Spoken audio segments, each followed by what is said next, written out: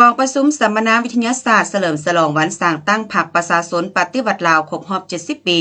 ภายใต้หัวข้อ 70 ปี ภายใต้การนำพาของพรรคที่มีเกียรติสง่า โดยภายใต้การเป็นประธานของสหายห้องศาสตราจารย์ปริญญาเอกท้องสลิดมังโนเม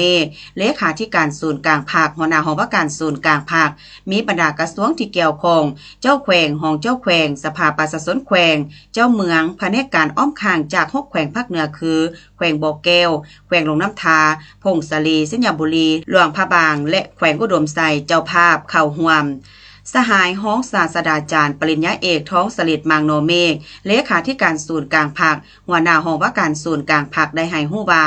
การสัมมนาในครั้งนี้มีความหมายทางด้านทฤษฎีและพฤติกรรมเป็นการหวนคืนมนต์เสื้ออันสง่างามและผลงานอันยิ่งใหญ่แห่งการนำพาของพรรคประชาชนปฏิวัติลาวตลอด70 ปีแห่งการก่อตั้งและนำพาภารกิจปฏิวัติอยู่ประเทศเฮาการสร้างตั้งพรรคประชาชนปฏิวัติลาวเป็นเหตุการณ์การเมืองอันยิ่งใหญ่ในประวัติศาสตร์ของชาติลาวมันบ่งบอกว่าแต่นี่ต่อไปพรรคประชาชนปฏิวัติลาวเป็นผู้รับเอาภารกรรมประวัติศาสตร์แห่งการนำพาการปฏิวัติลาวก้าวขึ้นการกำเนิดของพรรคประชาชนปฏิวัติลาวเป็นการสมทบระหว่างขบวนการต่อสู้หักชาติของประชาชนลาวบรรดาเผ่าและลัทธิมาร์กเลนินที่ประธานโฮจิมินห์นำมาเผยแพร่เข้าสู่อินโดจีนเป็นการสืบทอดภารกิจที่มีเกียรติสง่าของพรรคคอมมิวนิสต์อินโดจีนรับเอาภารกรรมประวัติศาสตร์อันแสนยุ่งยากแต่สง่าราศีแห่งการนำพา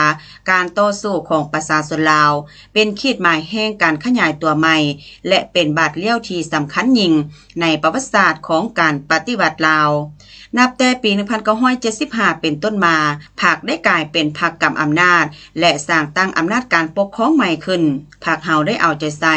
นำพาแก้ไขและฟื้นฟูเศรษฐกิจสังคมโดยซุ่มใส่แก้ไขผลให้ของสงครามและของสังคมที่ระบอบเก่าปะไว้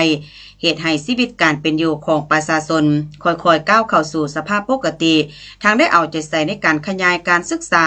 ลบล้างความบ่ฮู้หนังสือปกปักรักษาและเสริมขยายวัฒนธรรมอันดีงามของชาติของเผ่ามีผลสำเร็จเป็นก้าวๆสืบต่อนำพาจะตั้งปฏิบัติแผนพัฒนาเศรษฐกิจสังคม5 ปีครั้งที่ 1คือปี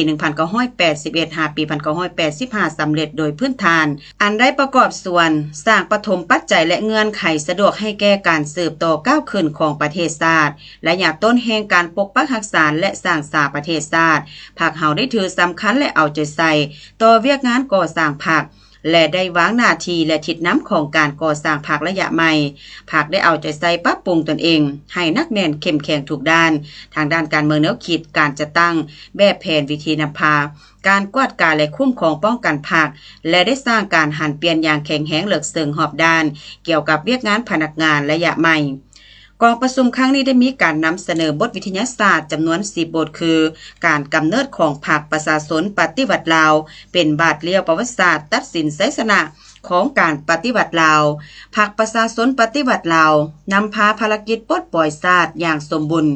พรรคก่อสร้างปรับปรุงตนเองอย่างบ่หยุดยั้งเพื่อรับประกันชัยชนะของการปฏิวัติแต่ละระยะพรรคนำพาสร้างรัฐของประชาชนโดยประชาชนเพื่อประชาชนพรรคนำพาพัฒนาเศรษฐกิจตลาดตามทิศสังคมนิยมพรรคนำพาพัฒนาวัฒนธรรมสังคมเพื่อความอยู่ดีกินดีของประชาชนบรรดาเผ่า